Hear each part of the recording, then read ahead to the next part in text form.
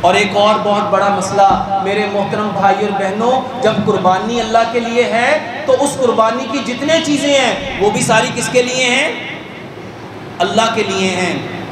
لیکن ہمارے معاشرے میں ایک رواج ہے اور اس رواج میں ہم بھی مبتلا رہے، قربانی اللہ کے لیے اور کھال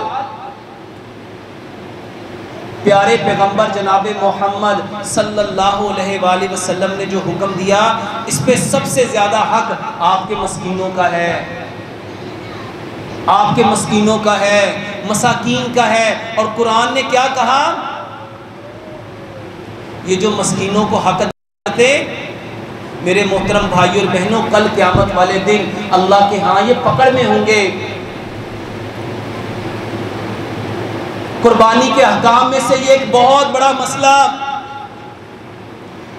کبھی بھی قربانی کی کھال کو مت بیچو۔ اور ایک بات صحابہ کہا کرتے تھے، ہم جس سے جانور ذبح کرتے تھے اس کو نہ تو گوشت دیتے تھے نہ ہی کھال دیتے تھے، بلکہ گوشت ہم ہدیۃً دیتے تھے، تحفۃً دیتے تھے، اور اس کی قربانی کی اجرت اس سے طے کرتے تھے۔ ہمارے معاشرے میں رواج ہے کہ جو قربانی کرتا ہے اس کو پیسے کم دے کے کیا کرتے ہیں؟